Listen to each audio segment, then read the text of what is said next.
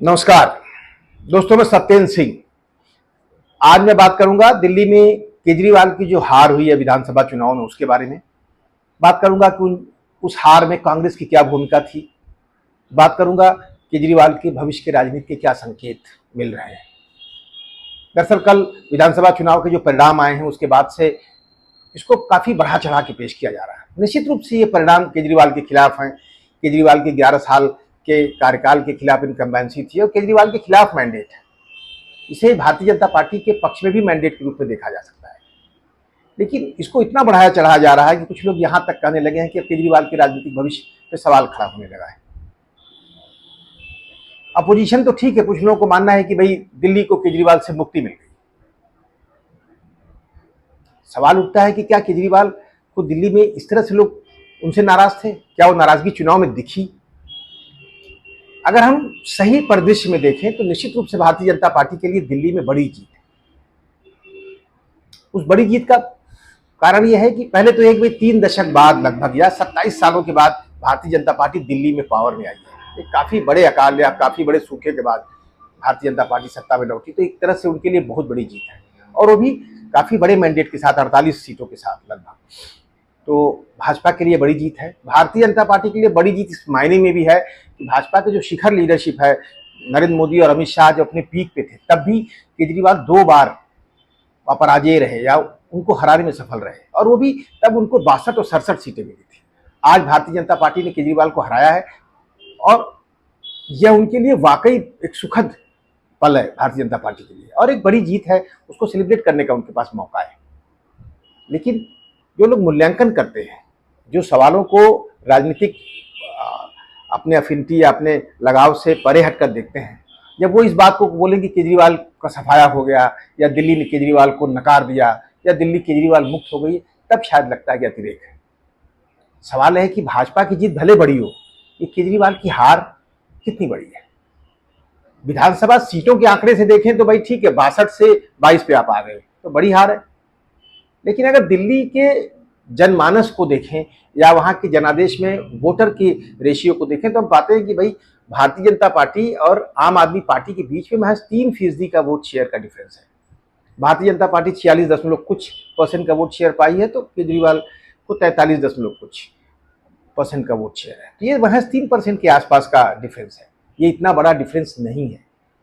यह बताता है कि केजरीवाल आज भी दिल्ली में हैं। यह बताता है कि केजरीवाल के खिलाफ कोई लहर नहीं थी, उनके खिलाफ कोई मोमेंटम नहीं था। निश्चित रूप से केजरीवाल से कुछ लोग नाराज रहे होंगे जो उनके अपने समर्थक थे। केजरीवाल जो 52-54% वोट पाते थे, उसमें से 10% लोग खिसक गए। उनके अपने लोग नाराज होकर के भाजपा या दूसरे पाले में चले गए। भारतीय जनता पार्टी का लगभग 8% का वोट शेयर बढ़ गया। कांग्रेस का भी 2% का वोट शेयर बढ़ा। जाहिर सी बात है केजरीवाल से जो लोग नाराज हुए होंगे या उनसे अलग हुए होंगे, वो केजरीवाल की हार का बड़ा कारण है। सवाल है कि नाराज कौन हुआ? एक बात तो तय है कि केजरीवाल के पक्ष में दिल्ली में जो गरीब तबका है वो अभी भी कहीं न कहीं खड़ा है। यह वोटों का आंकड़ा बताता है। उसका बड़ा कारण है कि केजरीवाल भले ही उनकी छवि वो आंदोलन वाली नहीं हो या 2012 के बाद जिस तरह को क्लेम करते थे कि कट्टर ईमानदारी वाली बात, वो न हो, लेकिन केजरीवाल दिल्ली में एक ऐसी सरकार चला रहे थे जो डिलीवर कर रही थी गरीबों के लिए, और जो कुछ प्रॉमिस किया था उन्होंने गरीबों के लिए डिलीवर किया था। वो पानी का मामला हो, बिजली का मामला हो या शिक्षा का मामला हो, स्वास्थ्य का मामला हो, यहाँ वो कहीं न कहीं सफल रहे हैं और इसका गरीबों में इसकी रीच हुई है। यही कारण है कि केजरीवाल 11 सालों बाद भी, इनकम्बेंसी के बाद भी आज 43 दशमलव कुछ वोट शेयर के साथ खड़े हैं। तो उस तबके में केजरीवाल को लेकर बहुत गहरी नाराजगी नहीं रही। हाँ, एक बात खास है कि केजरीवाल ने पूरे के पूरे राजनीति को दिल्ली में लगभग फ्रीबीज के आसपास खड़ा कर दिया था। माने कोई पॉलिटिकल पार्टी जनता को क्या क्या देने का ऑफर कर सकती है, यह एक तरह से निगेटिव तरीका है। इसको लेकर काफी लोगों के मन में नाराजगी भी है। जैसे मैं भी इस बात को मान के चलता हूं कि पॉलिटिकल पार्टियां गलत रास्ते पे है, जो अरविंद केजरीवाल ने शुरुआत किया था। हालांकि अब तो लगभग सारी पार्टियां अलग अलग राज्यों में कुछ न कुछ ऑफर करती हैं कि हम इतना दे देंगे, हम 2200 दे देंगे, हम 2400 दे देंगे, महिलाओं को ये दे देंगे, बच्चों को ये, इस तरह के तमाम सारे ऑफर्स लेके पॉलिटिकल पार्टियां मैदान में। केजरीवाल ने दिल्ली में कहीं न कहीं इस बात को प्रमोट किया और यह मैसेज लोगों के बीच में था कि भाई केजरीवाल फ्रीबीज की बात करते हैं और उसके खिलाफ मिडिल क्लास के एक तबके में नाराजगी रही होगी। और हुआ क्या कि भाई कितना फ्रीबीज, कब तक फ्रीबीज। इस चुनाव आते आते ऐसा लगा कि अब केजरीवाल के पास ऑफर करने के लिए बहुत कुछ नहीं था। केजरीवाल कुछ नया देने की पोजीशन में नहीं थे, हालांकि उन्होंने कुछ और नई घोषणाएं कर दी, अपने ही पुरानी घोषणाओं को कुछ अमेंड कर दिया, रिक्शा वालों के लिए कुछ नया अमेंड कर दिया, महिलाओं के लिए फिर 2100 की बात कर दी, या इस तरह के बहुत सारे अमेंडमेंट किए, लेकिन नया कुछ नहीं था। एक तरह से बासीपन दिखने लगा था केजरीवाल को लेकर। तो कहीं ना कहीं ये मैसेज रहा होगा कि केजरीवाल जो है कुछ नया नहीं कर पा रहे हैं, तो उनको लेके उत्साह में कमी रही होगी। जब उत्साह में कमी आती तो समाज को दूसरे पॉलिटिकल आइडियोलॉजीज अट्रैक्ट करने में सफल होते हैं। ये बड़ा फैक्टर रहा होगा। अब बात करते हैं कि वो बड़ा तबका कौन सा था जो केजरीवाल से खिसका होगा। तो एक बड़ा तबका था मिडिल क्लास का। मिडिल क्लास का एक बड़ा तबका जो केजरीवाल के साथ हमेशा से विधानसभा चुनाव में खड़ा होता था और लोकसभा चुनाव में उनका साथ छोड़ देता था।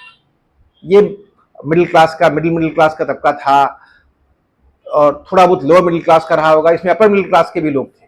ये तबका आमतौर पे जब भी लोकसभा चुनाव होता था भाजपा के साथ होता था और विधानसभा चुनाव में केजरीवाल के साथ लौट आता था। 2015 और 2020 में ऐसा ही देखा गया। साफ है कि इस तबके में वैचारिक स्तर पे भारतीय जनता पार्टी की राजनीति कहीं न कहीं पहुंची थी, या नरेंद्र मोदी की राजनीति कहीं न कहीं उस तबके में उसके लिए सहमति थी। लेकिन जब भी विधानसभा की बात आती थी तो इस तबके को लगता था केजरीवाल ईमानदार है, अच्छा करेंगे, और केजरीवाल से वो तबका जुड़ता था। इस बार ये तबका शायद केजरीवाल के साथ ठीक से नहीं लौटा। चुनाव के बीच में भी केजरीवाल ने मिडिल क्लास के लिए, यही कारण है शायद इसको सूंघ लिया था, उन्होंने जान लिया था कि मिडिल क्लास कहीं न कहीं उनसे नाराज है।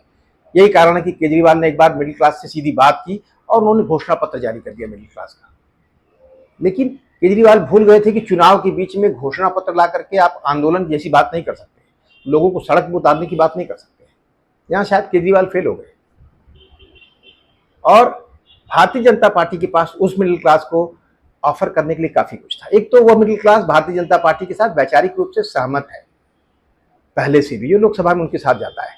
दूसरा है कि 8वें पे कमीशन को जो है उसकी बात पहले भी मोदी सरकार उसकी घोषणा कर चुकी थी, और फिर बाद में मिडिल क्लास को 12 लाख रुपए तक के इनकम पे जो इनकम टैक्स में छूट दी गई, उसने मिडिल क्लास के उस तबके के अंदर कहीं न कहीं ये मैसेज पहुंचाया कि भाजपा उनका ख्याल रखती है या मिडिल क्लास को लेकर सीरियस है। उस तबके में भाजपा की राजनीति के लिए की सहमति थी, और साथ में ये मैसेज दोनों कंबाइन होकर के उस तबके को भाजपा के साथ रोकने में सफल हो गए। और शायद यहीं पे अरविंद केजरीवाल की हार की सबसे बड़ी जमीन तैयार हुई। अरविंद केजरीवाल के हार में मिडिल क्लास की भूमिका का आंकड़ा अगर समझना हो तो आप खुद सोचिए कि अरविंद केजरीवाल खुद की अपनी विधानसभा सीट में, जहां पिछले बार वो 31,000 वोट से जीते थे,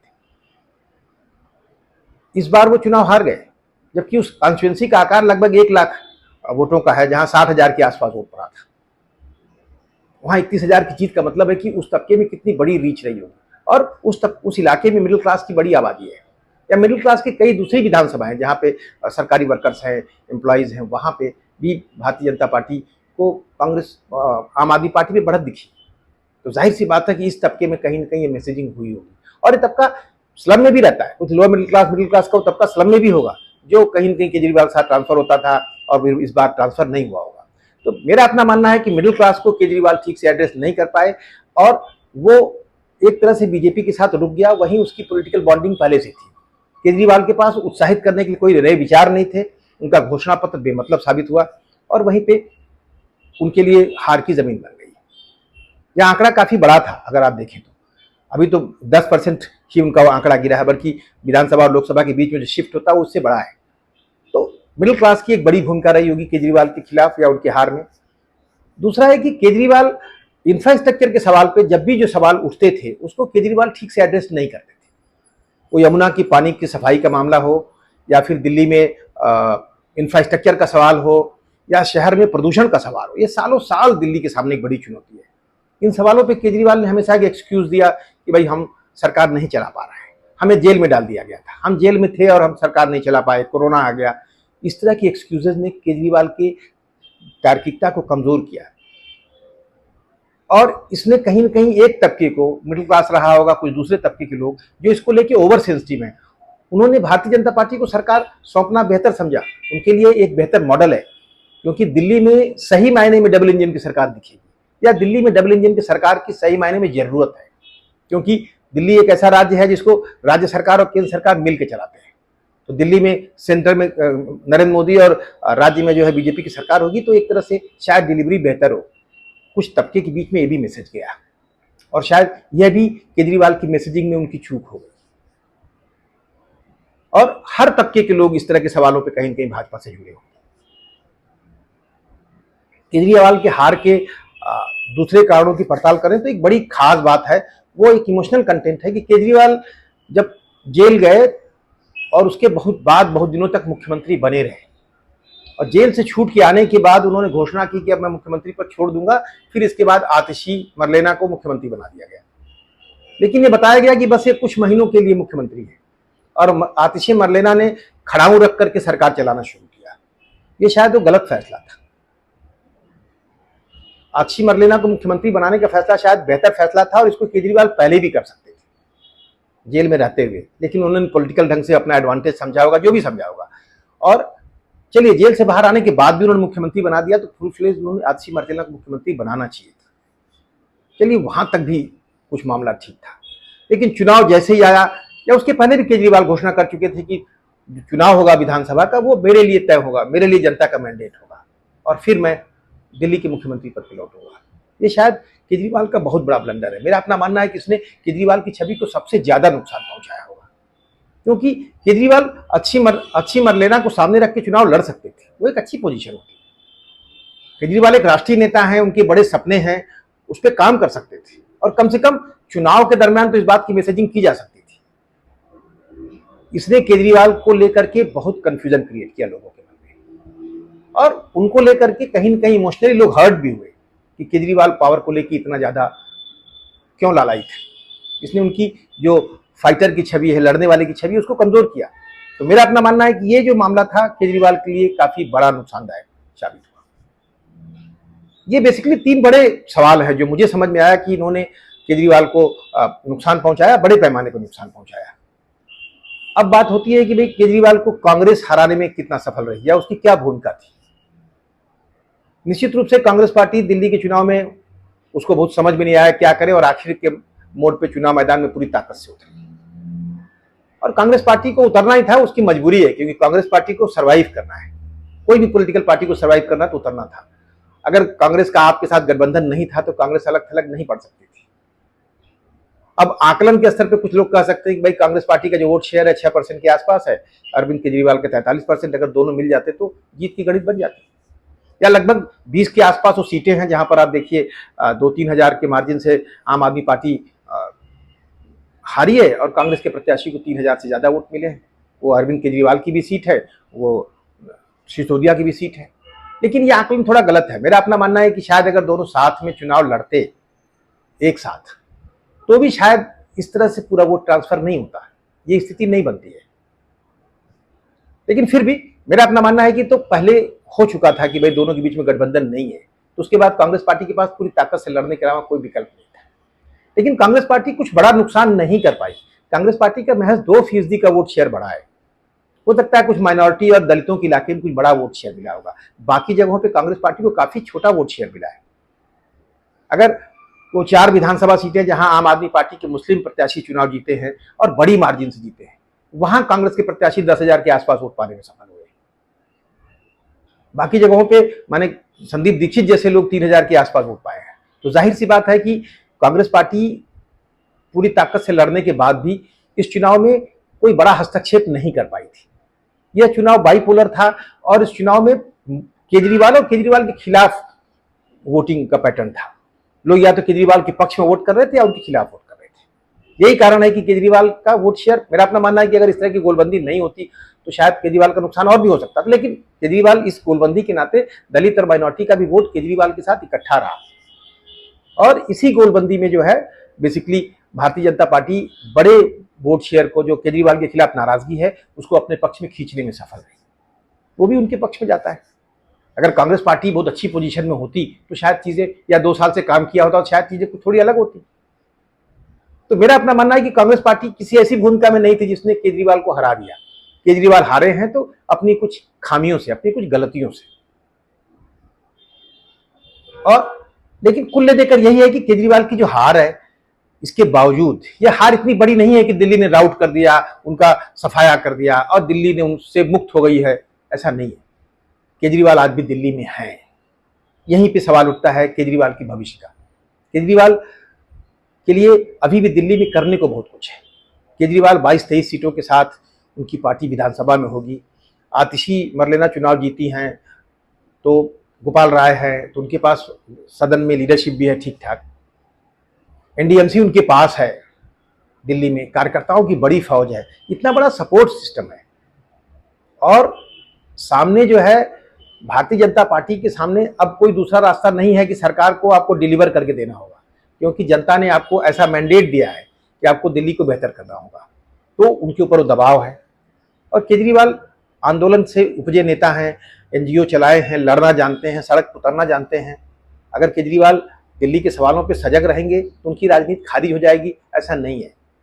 अब कुछ लोगों को लगता है कि भारतीय जनता पार्टी पार्टी तोड़ देगी, बहुत एग्रेसिव है, हो सकता है, लेकिन अब विधायकों के तोड़ने से पार्टियां नहीं टूटती। केजरीवाल विधायकों के भरोसे नहीं है, केजरीवाल की पूरी पार्टी केजरीवाल के नाम पर है। आम आदमी पार्टी केजरीवाल की शख्सियत पे बड़ी हुई पार्टी है, और केजरीवाल अगर उन चीजों को लेकर मेहनत करते हैं, अपनी टीम खड़ी करते हैं, तो दिल्ली में अभी भी केजरीवाल के पास काफी कुछ होगा। अभी केजरीवाल के पास पंजाब की अपनी सरकार है, केजरीवाल के पास इंडिया गठबंधन में एक बड़ी भूमिका भी हो सकती है। केजरीवाल को तय करना है, केजरीवाल को अपने आप को भविष्य के लिए तैयार करना है नए सिरे से। और हो सकता है केजरीवाल के लिए यह एक बड़ा मौका है, क्योंकि केजरीवाल ने जब पॉलिटिकल पार्टी बनाई थी 2012 में, तो सीधे साल भर के अंदर वो सत्ता में आ गए थे। 2013 में चुनाव जीत गए, या फिर बाद में गठबंधन की सरकार बना के सत्ता में आ गए, और लगातार 11 साल से सत्ता में है। सत्ता में होने के नाते केजरीवाल के जो लोग हैं, बेसिकली केजरीवाल के नाम पे बार बार चुनाव जीतते रहे हैं। केजरीवाल का जमीन से वो रिश्ता नहीं है। विपक्ष में होकर के केजरीवाल भारतीय राजनीति में, लोकतंत्र में विपक्ष में होकर के एक नई भूमिका तय करेंगे। उन्हें अब नए सिरे से पार्टी को खड़ा करने का मौका मिलेगा। यह पार्टी जो सिर्फ केजरीवाल के नाम पे चल रही थी, वो इससे आगे जा सकती है। पार्टी के अंदर जो है डेमोक्रेटिक टूल्स मजबूत हो सकते हैं। ये केजरीवाल को करना है। पार्टी जो है अपने नए आइडियाज को नए सिरे से डिजाइन कर सकती है, सहमति असहमति के तमाम बिंदुओं को पार करके कहीं पहुंच सकती है। तो केजरीवाल के पास करने को है। अब तक केजरीवाल के पास कुछ नहीं था। केजरीवाल के पास सरकार थी, और केजरीवाल के पास कुछ उनके प्रॉमिसेस थे, वो डिलीवर करते रहते थे, और सारा फोकस केजरीवाल की छवि के आसपास था। तो मेरे कहने का मतलब है कि केजरीवाल की हार हुई है, और उनके खिलाफ जनादेश है। भारतीय जनता पार्टी के लिए बड़ा मौका है, दिल्ली के लिए करने के लिए, दिल्ली के लिए बड़ा मौका है, दिल्ली के लिए बेहतर होने के लिए काफी कुछ भाजपा कर सकती है वहां पे। और केजरीवाल के पास दिल्ली में करने के लिए बहुत कुछ है। हालांकि तात्कालिक तौर पे अभी विधानसभा के चुनाव दिल्ली में 2030 में होंगे, लोकसभा के चुनाव 2029 में होंगे। तात्कालिक तौर पे केजरीवाल के पास राष्ट्रीय विस्तार के लिए दिल्ली मॉडल नहीं है।